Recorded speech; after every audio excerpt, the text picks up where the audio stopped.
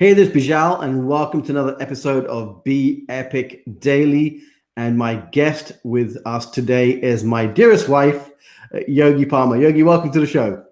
Thank you, Bijal. Hey, everybody. Okay, so what we are going to be talking about today is productivity and really kind of staying on track to get things done. So I've got to kind of go back a little bit in time to tell you where this originated. So I've just been attending, or actually co-facilitating a mastermind back in 2015. And I've noticed that even though these folks attending a mastermind were spending almost $20,000 to be part of this mastermind, they were really not following through with the wisdom that was being shared with them during these masterminds. And so I was kind of at Starbucks on the way back from LA back to India, Bangalore, which is where we were living at the time. And I think to myself, is it possible to create a program to help entrepreneurs stay on track and get things done for kind of the kind of cost of a cup of coffee per day? Anyway, that idea, that thought was the start of a program that's kind of evolved since 2015 to now to really help entrepreneurs stay on track with their projects and processes. Really a monthly, what's turned into now a weekly and monthly planning and focus and alignment program that allows entrepreneurs to really evaluate what they've achieved, what they're going to focus on, and stay on track. Now, with that said, it's not always easy. Sometimes there's so much going on in our lives that it's very easy to get off track, to lose focus, and hence what the value of the program. So a few weeks ago, that happened to one of my clients. In fact, that client happens to be my wife, who was actually the inspiration of this latest rendition of the program, which started exactly kind of 2 years ago. And anyway, since then, Yogi's achieved a lot of great results, and things were really kicking off towards the end of last year and early this year. And then basically the pandemic put a halt to that. So she had to make a pivot, and that pivot has been a struggle for her. Yeah. So Yogi, first of all, just tell me, your experience of the program, kind of the first, couple of years that you're in the program, and what you achieved and how you felt, right before the pandemic. Okay. Well, I've seen the whole program evolve, like from the time we were in Bangalore to coming back here, and then when we, had that program going here. And back then, I played a role of, a supportive wife to you. So it was, for me, it was just observing how it worked, what worked for people, what didn't work for people, and how those adjustments were made to get to where it's right now. And when we came back here to US, and when it got to a place where, okay, I had a lot of time on my hand and I wanted to work on my business, or start something for myself, because my responsibilities changed and I was looking for what that was for me.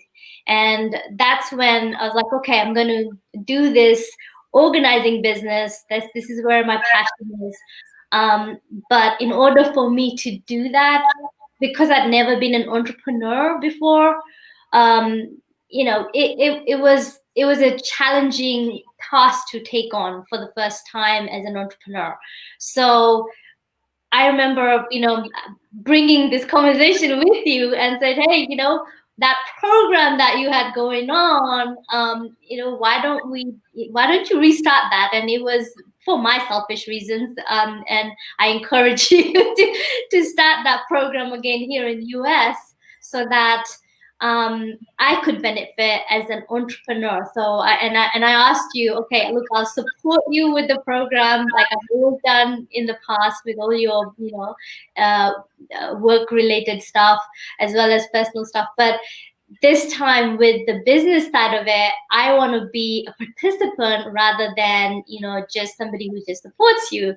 And so, changing that role and being part of the program as a participant is what has got me the results, where I am right now, with So all just go into a little bit more about how the program helped you. Again, just want to share the purpose of this discussion isn't so much about the program, but yeah. you have to kind of understand the lead up to the Exactly. simplicity of the planner.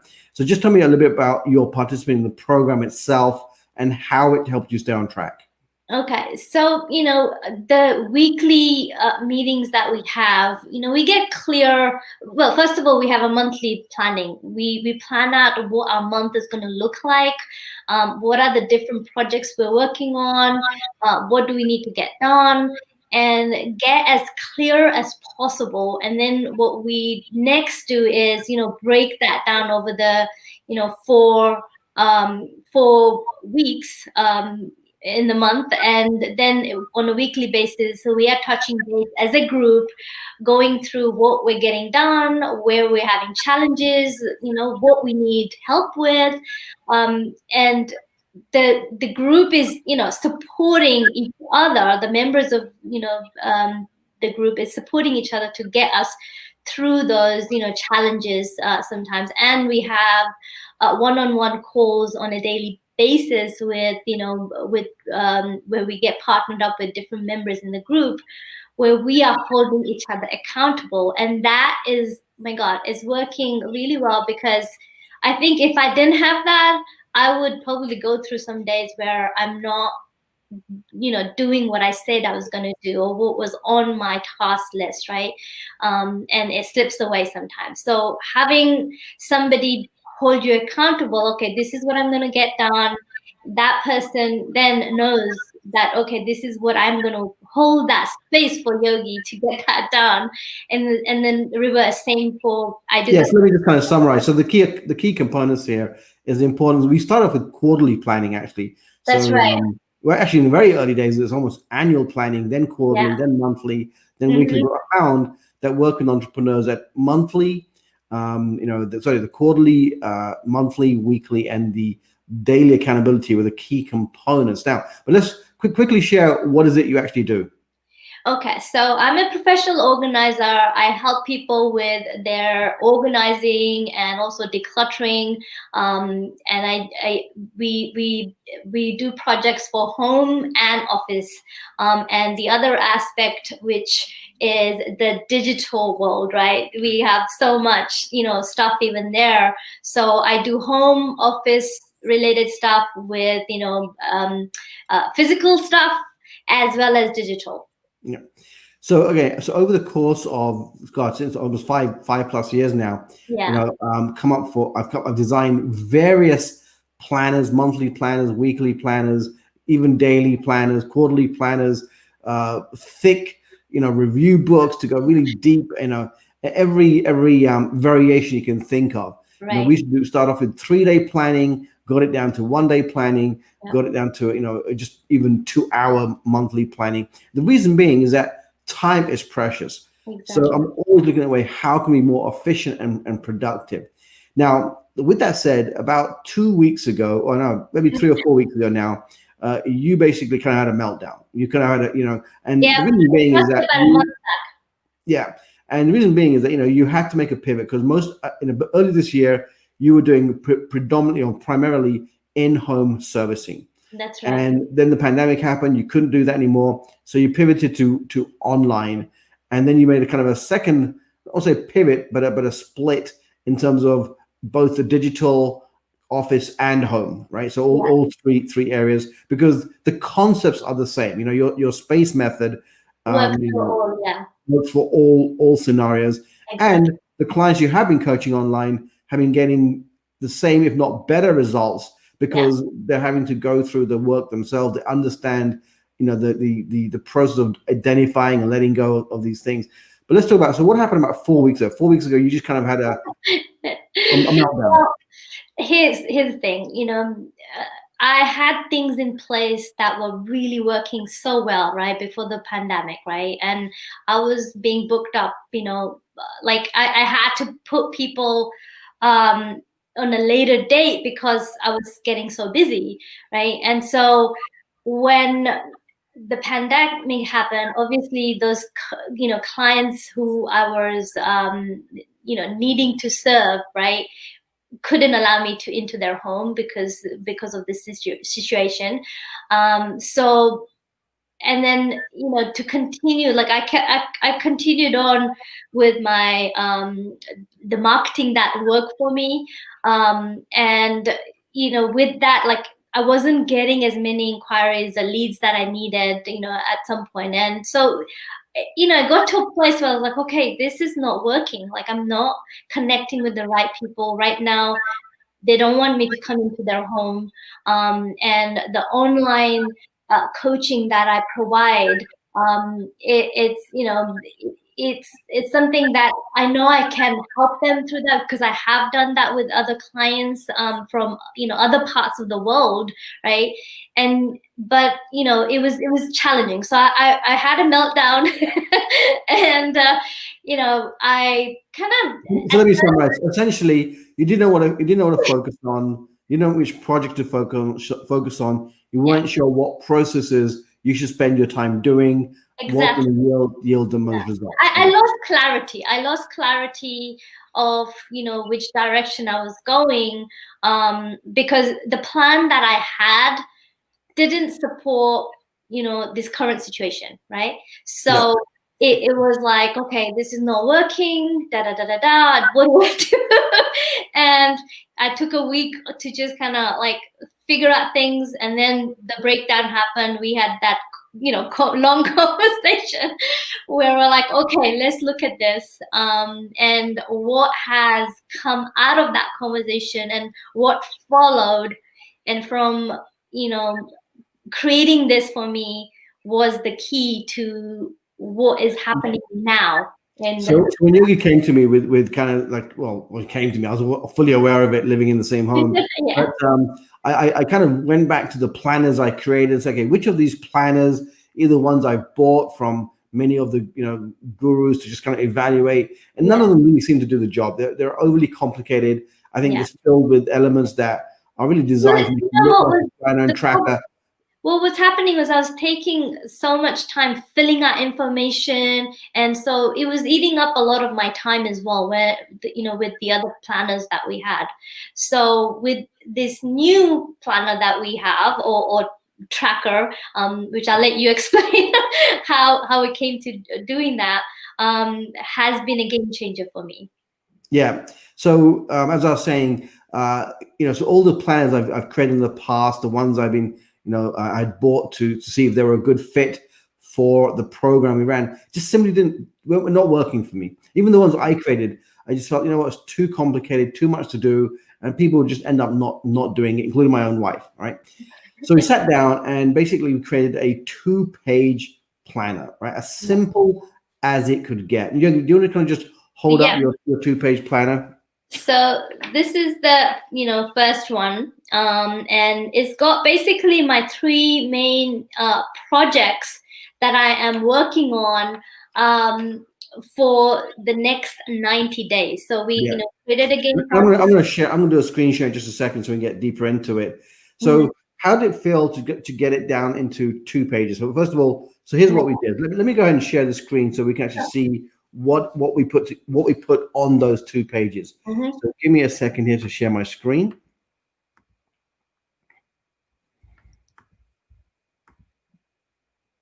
Okay, and let me go to the actual planner here. All right, so hopefully you are seeing the 2-page planner that we created. So basically, this is the first rendition of this very simple 2-page planner, and again, it's set for 90 days. Okay, now in the top part here, of course, was Yogi's name and the month she's starting this, and below that is what we call basically the projects. We're tracking objectives, projects, goals, and ABC, only basically 3 projects at a time. Now, you don't have to pick 3. You can even just do 1, right? But I knew there was 3 things that were kind of simultaneously on track. So one was the Facebook ad funnel. So you had an ad funnel before, which was working for your in-home, but when you switched to digital, it didn't work the same way. You know, you weren't getting results. So you had some extra work to do, new videos to create, to get that complete. The next project was basically publish a book. Why the book? Really a reason to get onto podcasts, get onto more media. And the final thing is to complete the setting up of your membership program. So the Yeah. digital component. So these are the 3 projects that you said, okay, we're going to focus on for the next 90 days. Now, to the right of that allows her to basically track it. So when she pulled up when she held up the actual paper version, as she progresses, okay, week by week in this project, she basically gets to color off a segment of the progress bar. Why? Because we know that when you visualize progress, it makes you realize that you are moving through, you are making progress. When we don't see that, we can often forget how much progress we're actually making, right? Now, this is the project part. Now, below that, and this is probably maybe even more important, is what I call the compound activity part of the chart. So basically, we picked 5 processes. What I mean by that is 5 things that we decided, having a kind of strategic discussion that should be done on a weekly basis, and how many times a week it should be done. So let's just kind of let me just kind of zoom in here so you can maybe see a little bit better. Okay, so again, just show you the top here. So here is the project name, the progress bar here, which you get to just kind of color in. And below that are the processes. Now, let me quickly explain how I teach the difference between a process and a project. So very simply, a project costs you money and time. A process creates results. It creates it's the week-to-week, day-to-day things that have to get done that could lend itself to a result by doing that process, right? So one, posting on social media, right? Facebook personal page, Instagram, etc. Frequency in terms of how many times a week? 3, right? We're going with a very simple numbers here. Next, Facebook Lives. So we just went to get Yogi out of the doldrums. We just went for a mid-level target for the week, which is just 3. Each of these was just 3, right? Interviews. So how many interviews to participate in on a weekly basis? Networking events to attend, and one-on-one calls, right? So just connecting with friends from the past that you've lost touch with, you've not been calling up, who may not even know what you do, but by having these conversations, they may start referring more people to you. So we just picked these 5, what I call acts or activities, process activities that we had to do. Now below that is basically where she tracks that. So for each of those 5 actions, there is basically the social media, the Facebook Lives, interviews, networking, one-on-one calls. And as she does that, she basically just marks off the box. In her case, her goal is 3. So she would basically mark off 3 boxes if that's what she achieved for that week. And on the column on the left here, that's just basically the 13 weeks that make up, actually it's 12 here, but the 13 weeks that make up the 90 days. She gets to put a date in here. That's it. This is basically managing both her 90-day planning and basically her weekly daily activity and weekly results all on 2 pages. Now, the one part that she hasn't started doing yet, which is next, which is tracking the actual results of the processes. That's next. And so in her case, we came up with 6 KPIs. So basically group members, Instagram followers, the number of new leads that get generated, the number of sales calls, number of new clients, and dollars earned, right? So that's it. That's the 2 pages in its entirety. Now let's look at this monthly again. So obviously, there are many tasks that make up the completion of a project. So that's where we combine the use of a simple 2-page planner that's kind of in your face. It's on your desk, in your face. And then we can basically go to the 90-day, her Trello board to see how that matches up. So here is the book writing project, the member vault setup, and the actual Facebook funnel. Okay, so these are the 3 90-day projects and all the tasks that make up for it. Now, as she decides what's my focus for the next 30 days, she basically moves them from here into 30 days, from 30 days into 7 days, 7 days into today. And then basically as the things get done, they get moved into done this week, accomplished, because it's great to be able to look back and even look at what's being accomplished. That's the Trello board version. So basically we ran, she's been working that now for a few weeks. We'll come back to showing how that the results of that. So I created basically a just slight one step improved version of that, which is starting off with one desired outcome from this 90 days. Okay. And you're gonna use it. I have an acronym called CREATE, and that's being basically, clear, realistic, aligned, time bound, enthusiastic aspect to it, right? So you have to be very clear what you want to create. It has to be realistic, yet stretched, but still realistic. So you get to write that first, that one desired outcome. Next is the project progress planner. So basically, what projects or goals you want to work on, and the percentage of the way through them is on the page here too. Then you get your 5 compound activity, and the reason we call it the compound is because of the effect of compound effort, right? Sometimes you do a Facebook Live and you don't get the result you're looking for. No one signs up for your program, whatever. But it's the importance of consistently doing the same thing over and over again, long enough that the compound effect kicks in. And this is where I feel so many people, including myself, have gone wrong. That we do something, we start something, it doesn't get the result immediately, so we give up and try something else. We give up and try something else, and never fully committing to one thing. But even if you look at the most YouTuber stories, it took months, several months, sometimes years for that compound effect to kick in. So this is where you get to basically say, okay, these are the 3 to 5 things I'm going to do on a weekly basis that's going to create a result, because I see the result. I see other people doing this. I know it can work. I just got to stick to it. Below that is the 90-day process tracker, and below that is where you get to put in your KPIs. What are you measuring? If you're not measuring the results, how do you know it's working, right? So this is critical. Again, just a two-page plan. So let me kind of stop sharing and come back to the main view. All right. So that's basically what we did. We basically, create that, and then I did one more iteration of that, and now, I've actually created a different version of that, which is a little bit more complex. But what I've done is I've encoded about 30 different transformational concepts in basically the monthly, weekly, and daily component of this. And that's going to be coming out real soon. And I've used the same methodology, which is I know that people, anything to do with too much complex writing, they'll eventually stop doing it. So how do I make it simple? How do I use the same philosophy of check boxes, color bars, keep it really engaging so that people can enjoy using it, and also to take into account that there's some things that you can do on paper, and other things are much better done electronically. Using a Trello board, Asana, Monday, whatever's your flavor of the month right now, or a checklist program, but using it in combination, right? So that's basically what we've been working on. So Yogi, if you want to just kind of hold up the results part where you've been checking kind of things off. Okay, so that's, I'm not sure. Yeah, I mean, you can see that. Good. So so basically your target with 3. So in some areas you're doing really well, but what this tells you immediately is that you have a resistance to the interview part, right?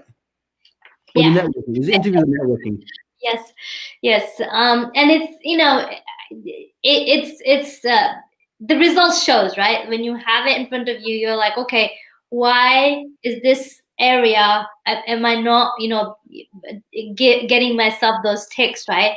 And it comes down to really, I had to work on myself in my confidence, and I'm part of a group that helps me with that, right? So what's great about this is, as a coach, I know exactly now where to coach you on, right? Right. Or to help you on, or the group knows, because you can basically say, look, here's my results, right? And immediately there's this column of no ticks, right? And that is, which column was it, by the way? I can't remember. Was it interviews or live? It was networking. And networking. Okay. So let's go back to that. Wait, let's go back to that. Yeah. So there's a history of networking for you. So we'll talk about that. But from a coaching perspective, right? So often when we kind of get into a coaching thing, and I've had this experience so many times, I ask a client or friend, hey, what's holding you back? How are things going? Things are going great. No challenges. Things are going fantastic. Now, you don't have to make up what's happening. You hold it up, and it's pretty damn obvious that there's an area of what we've decided could strategically help you in your business that you are avoiding, right? You're in resistance to. and immediately we can focus the coaching, the breakthrough work in that area. So let's talk about networking, right? Because it's been a challenge for you for a while. Yes. So let's do real life coaching right now. So we've identified that every other area you're doing pretty good. You're hitting your threes in most other columns, sometimes it's a two, but overall you're getting the work done. That's So right. why network? Why is networking so challenging for you? Okay. And I think we kind of had this conversation earlier within our group. So my block was, I had a block within going and doing networking events. And that was because a lot of the networking groups have all these requirements of you need to show up at every meeting, otherwise you're going to be booted out. You're going to need to do this many referrals, or again, you're going to be booted out, Perfect. Great. That's right? the symptom. So let's call the bullshit out on that, right? That's not the reason, right? So think one level deeper than that, right? Because what happens at a networking event? How do you have to show up for a networking event? Well, you got to present yourself, make sure that you are representing So yourself. how do you feel about presenting yourself to a group of people? Okay, so yes, that was challenging. You caught me, and now I'm on camera. Everybody's gonna know. Um, it, it was having clarity on how I present myself. Because one on one I can talk to people and I felt comfortable, but when it was a group setting, something about that made me nervous, right? Same way, like when I started off doing my Facebook Live, I knew that there's a group of people, there's going to be a bunch of people watching me, and I felt judged, and like all of these, your these conversation that happens in your mind, like, okay, what if people don't like me? What if I'm saying the wrong thing? What if So I don't? let me ask you. So I have some hindsight in coaching you around this, but I'm going to take advantage of that knowledge. But you've always had a little bit of concern, not more than concern, anxiety Yes, around a large group of people, I right? did. And especially with self-worth and self-esteem. And let's just go back to a moment, because we've done this work before, to school, Yeah. right? Because you entered into an environment where Mhm. you had to present yourself. Right. And what happened during your high school time period? Well, it wasn't a fun experience because I didn't, because of certain the like I didn't speak the language. First of all, English was a new language when I went to high school. Kids were mean. I was bullied a lot. Called bad names. So that environment, like, when it comes to being with groups of people, it didn't feel good because of, I guess, yeah, you could say maybe it's past related, these things that happen is what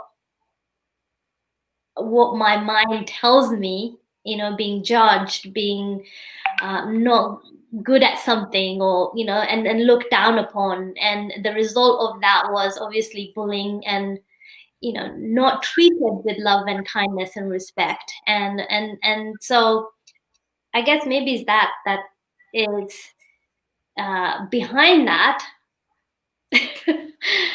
So let me ask you. So obviously, in what you do, networking is important, right? Because that's how people will learn more about you. Now, Yeah, people can also say, "Oh, let me just run some ads," right? That's very possible, right? The Facebook ad strategy can kick in. You may yeah, never have to network again, right, but it's not a given, right? So we don't want to put all our eggs in one basket. In fact, look, we did that, or you did that for several months early this year when you yeah, went from running ads successfully when yeah, you're doing in-home, you yeah, continued that same strategy. It didn't convert the way you had hoped, right? right, And it kind of led to the shutdown, right? So because that was what you were hoping would work for you. So basically, you didn't want to network, essentially, right?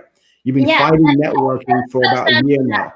Yeah, yeah. I mean, because, well, I did. attend live events, and that didn't feel comfortable, right? And when I found another solution, which was, doing the ads, and that kicked off, right?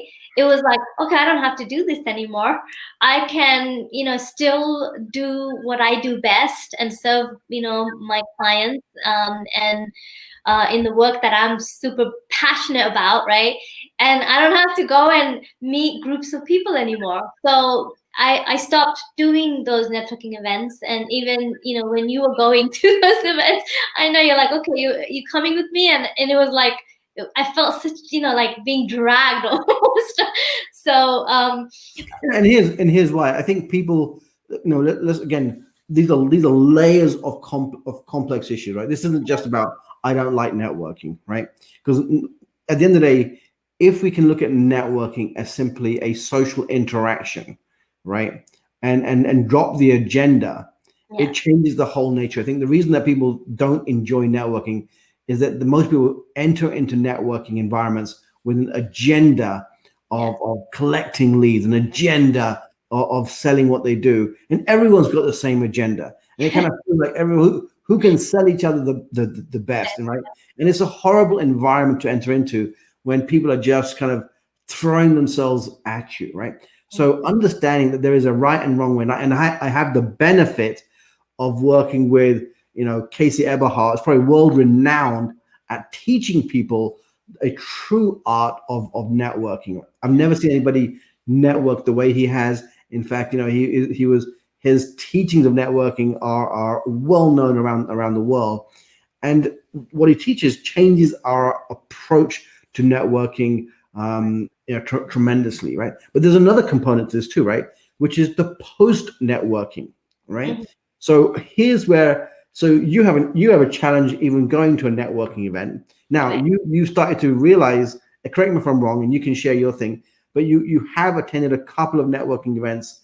Actually, maybe it's just one, but over the last couple of weeks, how did Right. that go for you now? So now that because we identified there's a block, Yeah. we kind of talked about it. You attended a networking event, right? A smaller number of people. Yeah. You had some breakout. You got to share what you do. Yeah. And with all the preparation you've done, how did you feel about it when you did finally attend and share? So, okay, so first thing, before I went into finding a meeting, what I did was find organizers who support a lot of different events. And I connected, with this friend of ours, and I said, hey, his name is David. I said, hey, David, you promote a lot of different networking events. I would like to have a conversation with you so that I can be clear on which would be the right fit for me, because I have certain things that I'm avoiding in terms of going to these events. If we can have a chat, then maybe that will help me, and I'd love to come to some of these events. But I don't want to waste time attending these events and then find myself like not going again, and then I'll end up back in that space. So having that conversation with him helped me like clarify, and he was clear of okay, what I'm okay doing and what I don't feel comfortable doing. And so he made a suggestion to the type of groups that where I would feel good about, and I'll be welcomed, and I would have a different experience.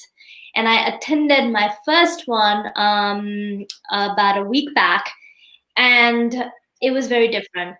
Like I didn't know, and then he also gave me a format of how it's done now virtually.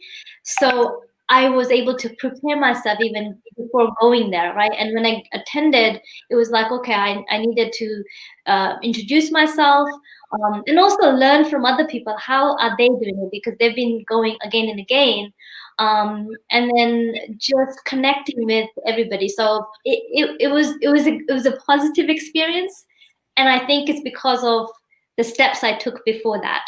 And then after the event, I wanted to connect with everybody because I enjoyed, what um, uh, my experience of the event, right? So I was like, okay, I want to connect with all of these people, and so I send them messages. And there's, again, there's a process after after the event, and I I wanted to make sure that I'm on top of that as well, so that I stay connected. Let's really talk about that, because that's really, I mean, that's what I've been helping clients do for, God, Yeah.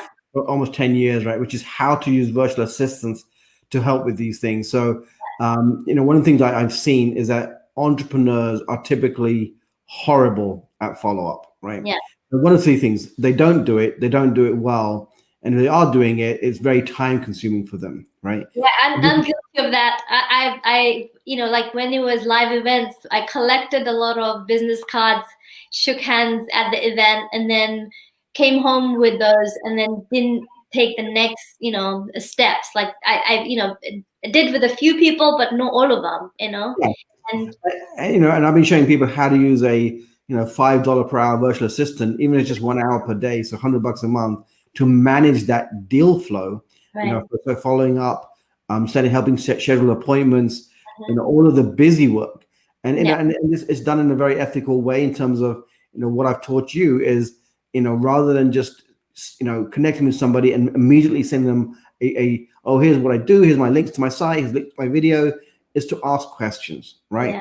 Yeah. Just and again, we have a format that we teach. We won't get into that today. That's not the purpose of this call. But there's a whole follow-up process that can be the nuts and bolts, the step-by-step can be delegated out. So you can still stay focused on the business, and the mundane, boring, repetitive aspect of follow-up can be delegated out. Now, when I say follow-up, I don't mean just sending one message, and if you don't hear back, that's it, right? Or relying purely on email or text, right? Remember, we are busy. So when sometimes we'll get an email, and even though we don't intend to ignore it, we get distracted, and then we move on and we forget to follow up, right? But don't wait for someone to get, if you don't hear back, send a second message, send a third message, send a text. What's been working great for me is sending actual physical cards. It's been my number one referral source for the last 7 months. I think if I didn't have that tool, and again, if you're not sure what I'm talking about, go to mailboxmarketinggold.com, a very great system for basically managing your mailbox follow-up for you. You can put people into a campaign with that as well. So some great ways to follow up post an event. But what most people do, and I just, if you listen to caution you, is if you're spending a lot of time networking and meeting people, ask yourself, are you doing a great job of following up, right? Who's doing it? Are you doing it? How much time do you spend doing it? And if you're not doing it, then why even bother networking in the first place, right? You got to have that follow-up dialed in to take full advantage of the time, effort you put into networking. And for a lot of entrepreneurs, networking can be an addictive behavior, and it feels like you're making progress. But if there's no results coming out of it, then something is wrong with the whole thing. But again, I'm getting off track here. So let's come back to the planner. So go ahead and hold your planner up once more, Yogs, both pages. Let's start with the first page again. Oh, the first page? Okay. Yeah. All right. So there's your 3 projects. So you're what? You're about 80% through on the Facebook there. Yep. You are about, is it 40% or 50% on the next one?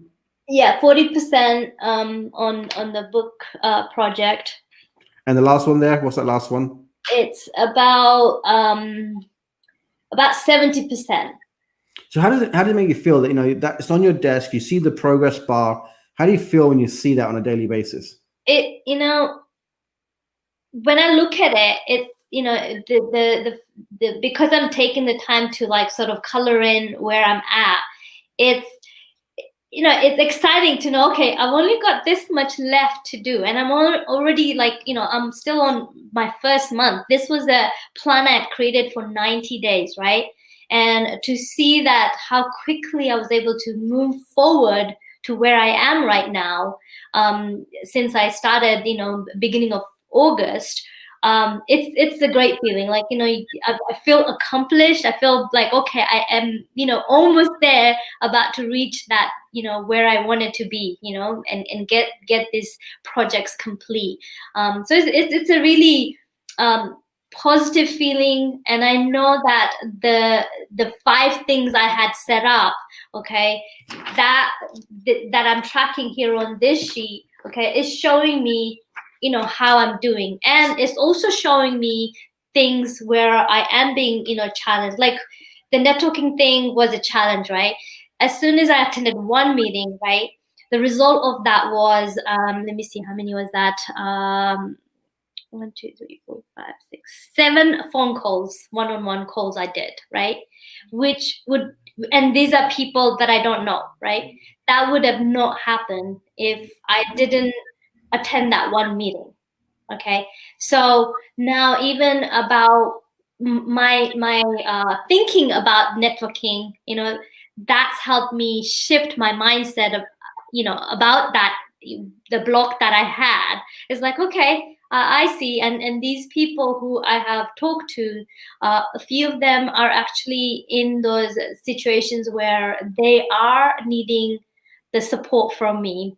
So they'll either end up, hiring me, or there's going to be people within that group, because of the supportiveness of that group, they're going to know what I do and, refer me to somebody else. So, just knowing this information and the connections that I'm having with the people, the conversation that I'm having with them, it's, it's, it's helping me shift my mindset about the whole networking thing, as well as the connections that I'm making with them. And I know that we'll be friends and we'll continue to support each other as we move forward. And that's a good feeling. I'm like, okay, And of course, you'll be sending out a nice to meet you card as well, right?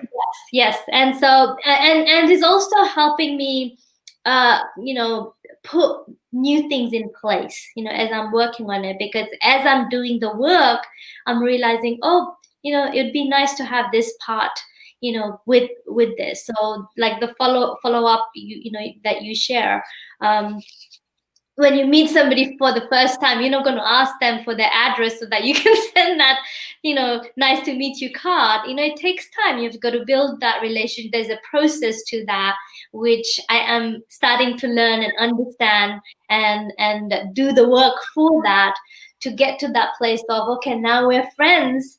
We can ask, them for their address, and and then the next step I would do is, send them something in the mail, and how that would make that person feel. And, like I've received cards from other people, and, it's a nice feeling. Like I have a card here, that I kind of display it because it says organizing queen on it, and it had my picture on it. So they personalized it and sent it to me, right?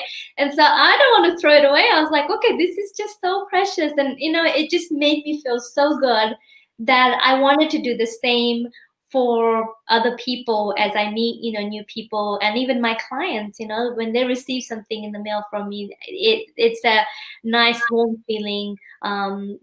It builds that trust, and all other great things that come from just doing that little small act. Yeah, remember, it's not about know, like, and trust. Well, it is about know, like, and trust, but Yeah. what everyone doesn't think about is remember, Yeah. right? I mean, we have thousands of connections these days, or hundreds of thousands of connections, and even your best friends won't remember to refer you if you don't stay in touch with them frequently enough, right? So Yeah. creating these follow-up campaigns, whether it's email, text, or mailbox, are so important to Yeah. capitalize on the post networking efforts that you put in. But again, and the other part of the plan I want to just kind of point out is that when opportunities come up, that you can evaluate that opportunity in alignment with the planner. There are thousands of ideas that can be thrown at you. I mean, you can talk to 100 different experts, marketing experts. Each one will give you something different to do. Some will say do this, some will say do that. Start a group, do a 5-day challenge, do a 3-day challenge, do a workshop, do LinkedIn, be part of this summit, be part of that summit. However, it's so easy to get pulled off track. And what happens is that we never give one thing enough chance to really take effect. I've been guilty of this. I've seen people guilty of this. And look, we're not saying that the 5 things, the 5 processes we've identified are going to be the ones. What we're saying is it's a starting point, and you're going to do it over 90 days, or up until the point you realize, what, this is simply not working for me. Yeah. But we've given it 90 days because I think, it takes 90 days. I would say, look, if results don't show up in 90 days, shift, right? Course correct. But if you do it for any less than 90 days, then you haven't given it long enough to really to take effect. I remember, God, hundreds of clients would work with virtual assistants. 20 days into it, it's not working for me. Oh, I don't know how to do this. My VA doesn't work.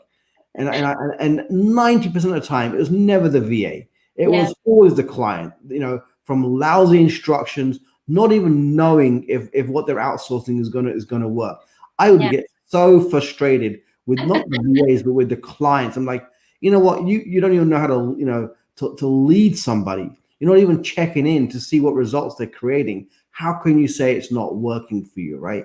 So, we got to get a lot more disciplined, as entrepreneurs, especially now when it's getting tougher, more focus, more staying on track, more dialing in what's working, and stop wasting time on so many different activities that both will filter, will dilute your results.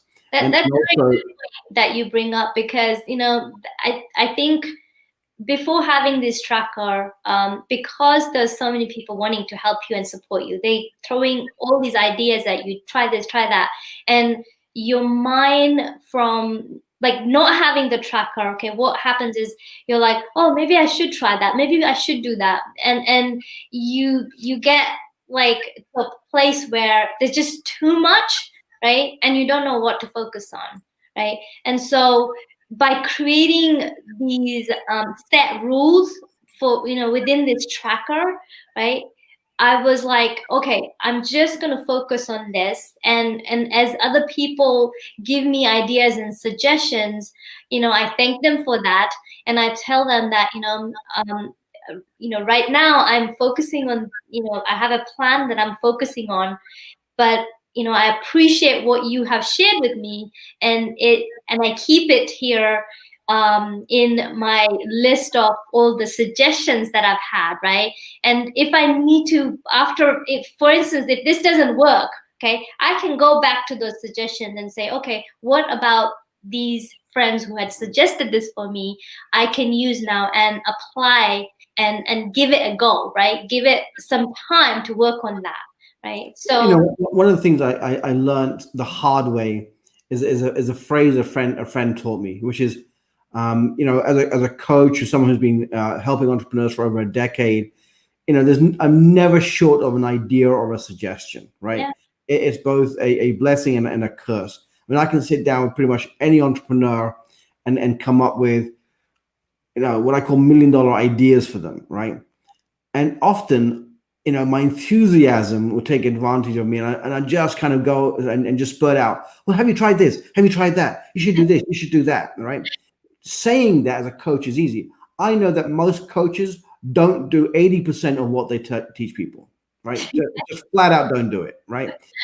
It's a curse of the coaching world. Even some of the guru coaches out there, some of the celebrity coaches, they don't do shit of what they're teaching out there, right?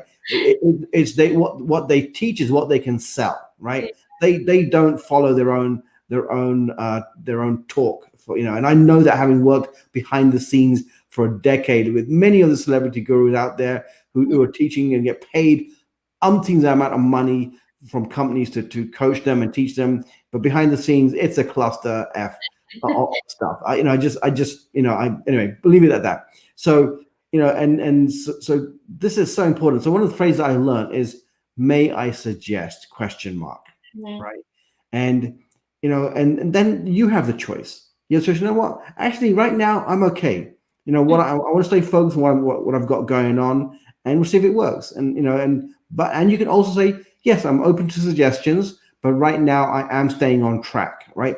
So you as an entrepreneur have to take control of the suggestions given to you, right? Yeah. And also you have to ask yourself, because a workshop may come along, right? You get invited to a summit or a workshop or thing, and you have to ask yourself, is it in alignment with my 90-day tracker, my plan, right? If it's not, just say no. Yeah. Right? There is no such thing that you're going to lose out. I think people have a hard time saying no, and that's something I've had to work on and develop, and say thank you, but this is what I'm working on, and it takes discipline, even just to practice what we have set, right? Like, this 90-day and the weekly planning tracker that we've created, the things that I have set myself to work towards, okay? If I don't put in the time and the discipline to do that on a weekly basis, then, obviously I'm not going to get the results. Because I put myself in that place, like, no matter what, this has to be done, even if it means on a day, if I had that day set to do my social media post and I didn't do it in the daytime, even if it's midnight, do it. It's that kind of discipline that I needed to have to make sure that I continue doing this work. And the good news is the results have shown me, that it can be done, and the connections that I'm making and what's happening. I'm excited. I'm super excited of where this journey is going to take me, as I stay focused and use these tools to move me forward in my business.